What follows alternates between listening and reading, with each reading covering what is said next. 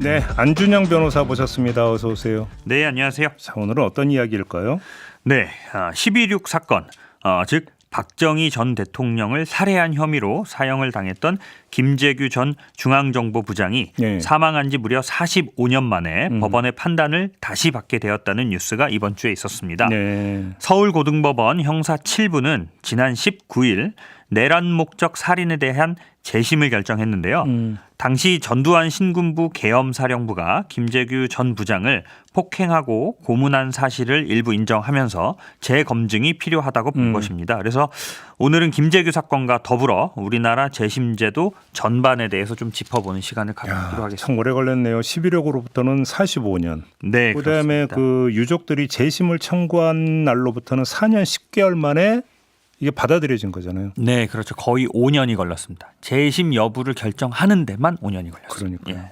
어떤 의미가 있다고 보세요? 일단은 우리나라 경우에는 이제 형사소송법에서 재심의 사유를 매우 제한적으로만 인정을 하고 있거든요. 네. 그래서 이번 재판부가 재심을 받아들여준 그 이유도 당시 그 경비원들의 좀 객관적인 진술 등을 근거로 합동수사단 소속 수사관들의 가혹 행위가 있었다. 이걸 좀 인정을 한 거예요. 예.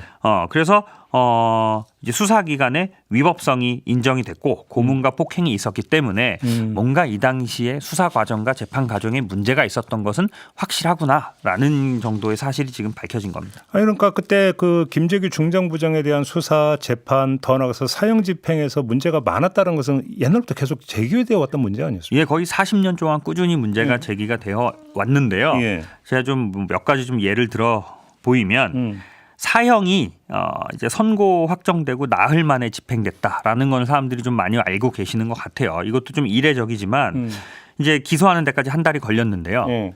1심 재판이 16일 만에 끝나요. 예. 그러니까 주말 빼면 2주가 안 되는 거죠. 예. 그리고 항소심 재판은 며칠 걸렸을까요? 며칠 걸렸는데요? 6일 만에 끝났습니다. 예. 야, 거의 뭐 광속도네요, 광속도. 네, 그래서 이제 기소하고 6개월 만에 사형이 집행이 됐는데 네.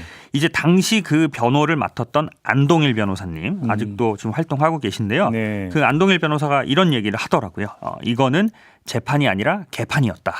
그리고 변호사 개인적으로 변호사로서도 치가 떨리고 뼈 아픈 경험으로 아직까지 남아 있다라고 얘기를 했고요. 예. 당시 재판 과정에서 좀 불거진 의혹들이 뭐냐면 뭐 검사도 아니고 판사도 아닌 그 보안사 직원들이 당시 이제 군사 재판을 담당하던 판사들한테 쪽지를 막 전해주면서 재판 진행을 막 그렇게 했다라는 뭐 이야기가 있기도 했고요. 예. 사형이 집행되고 나서까지 판결문이 공개가 안 됐다는 이야기가 있어요. 나중에 공개된 판결문을 보니 대법원에서 이 내란 목적에 관해서는 뭐 6명의 반대 의견도 있었다라고 하고요. 그래서 뭐 이런저런 석연찮은 사정들이 되게 많았는데 우리나라 재심 제도의 문제가 이런 절차적으로 부당한 거는 원칙적으로 재심의 사유로 규정이 되어 있지가 않다는 거예요.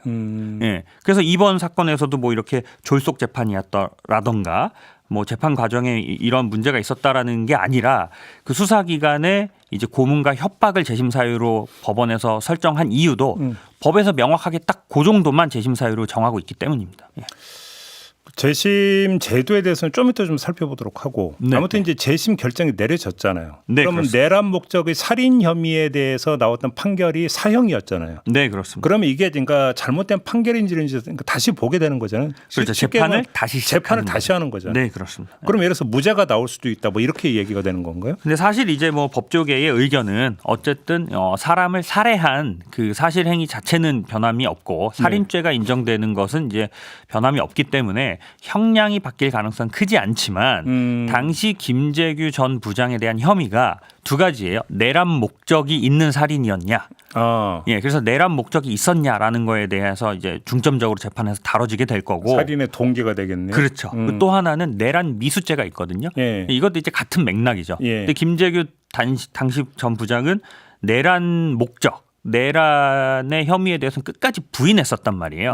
그래서 이번 재판을 통해서 유족들이 좀 억울하게 풀고 싶은 이유도 당시 박정희 전 대통령을 살해한 동기 그러니까 이게 과연 내란의 목적이었냐 아니면 김재규 전 부장의 말처럼 민주주의를 수호하기 위한 수단으로서 살인을 선택한 것이냐 그 부분에 대해서 재판이 이뤄질 것으로 보입니다.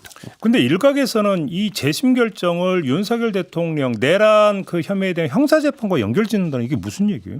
예, 이게 또 시기가 또 하필 이렇게 시기가 시기인 만큼 이런 거를 좀 의심하는 여러 소식들이 있는 것 같은데요. 아까도 말씀드렸지만 이거는 거의 5년 만에 재심 결정이 된 거기 때문에 윤석열 대통령 사건이랑 제가 볼 때 무관한 것 같고 그리고 이제 김재규 씨의 사건 같은 경우는 당시 한 개인이 이제 최고 권력자인 대통령을 살해한 행위가 내란에 해당하는지에 대한 사건이고 저희 윤석열 사태 같은 경우에는 최고 권력자인 대통령이 군대를 동원해서 국회에 들어간 것이 이제 내란에 해당하느냐라고 해서 사실관계가 전혀 다르기 때문에 제가 볼 때는 김재규 씨의 재판이 윤석열 대통령의 그 내란 문제랑은 뭐 전혀 상관이 없을 것 같습니다. 그러니까요. 별개의 사안 이렇게 봐야 되는 거 아니겠어요? 네, 그렇습니다. 네.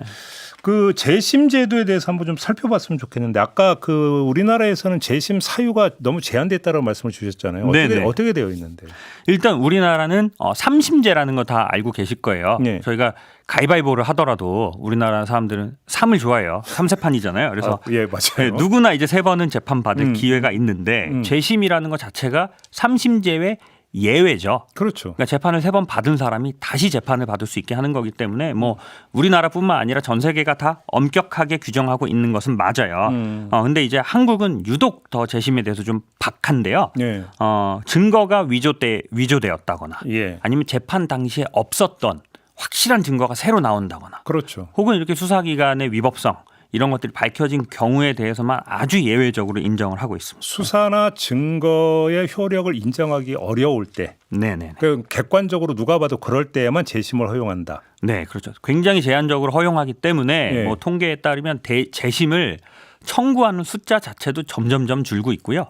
인용률도 뭐 거의 한 10에서 20% 정도로 떨어져 있습니다. 해봤자다 이런. 그렇죠. 그런 뭐 변호사들 사이에서도 재심 사건은 안 되는데 뭐 이런 인식이 있을 정도예요. 그럼 외국은 어떤데요? 외국 같은 경우는 뭐 이제 프랑스나 미국 같은 경우는 이거는 조금 법적으로 좀 어려운 얘기기는 한데요.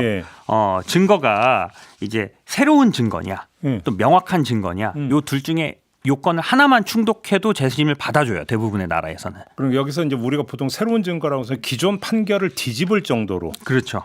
하나의 반증이 나왔을 경우잖아요. 네네. 근데 그게 아니어도 된다? 네, 그래서 신규성과 명백성이라고 하는데요. 한국은 이 두 가지를 모두 갖췄을 경우에만 재심 사유로 본다면 외국 같은 경우는 확실한 증거가 나오거나 아니면 새로운 증거만 나와도 어느 정도 재심 자체를 인정해주는 좀 그런 풍토가 좀 다릅니다. 그래요? 네네.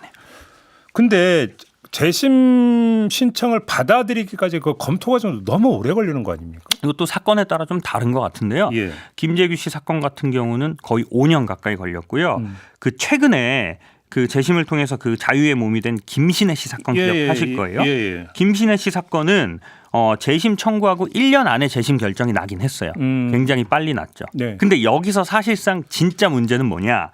김신혜 씨는 재심을 청구하고 1심 무죄 판결을 받는데 또 10년이 걸렸단 말이에요. 그 이유가 뭐냐면 재심 결정은 1년 만에 나왔어요. 근데 검사가 항고를 할 수 있어요.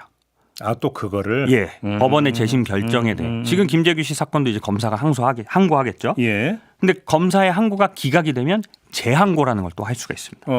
그래서 결국은 또 그것도 3심 간다는 얘기네요. 그렇죠. 그래서 그 김신혜 씨 사건 같은 경우에도 재심 결정이 나고 그게 또 검사의 항고를 통해서 확정될 때까지 3년이 넘게 걸렸습니다.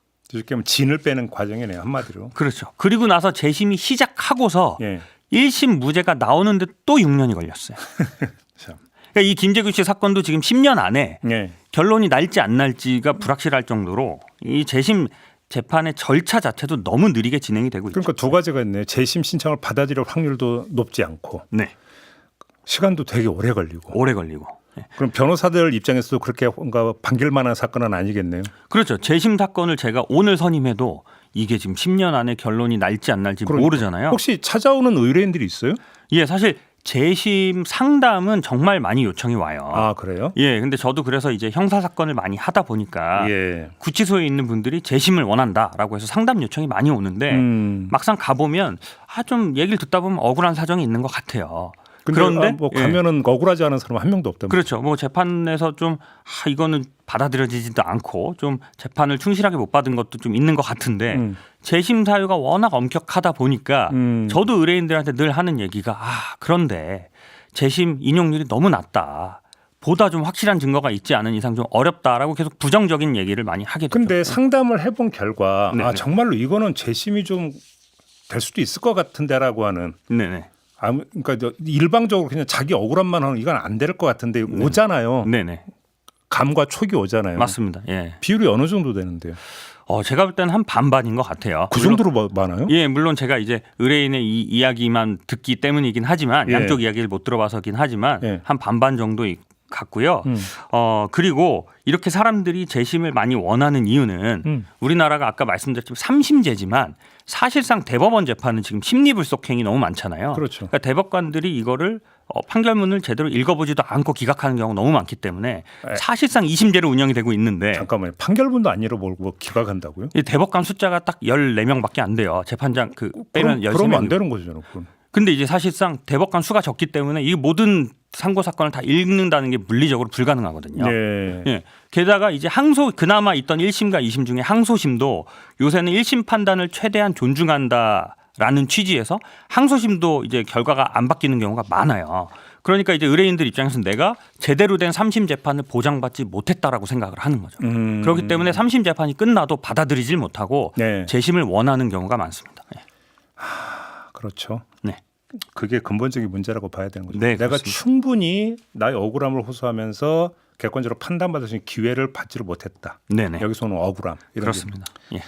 알겠습니다. 오늘 말씀 여기까지 나눠야 될 것 같습니다. 고맙습니다. 네, 감사합니다. 네, 안준영 변호사와 함께했습니다.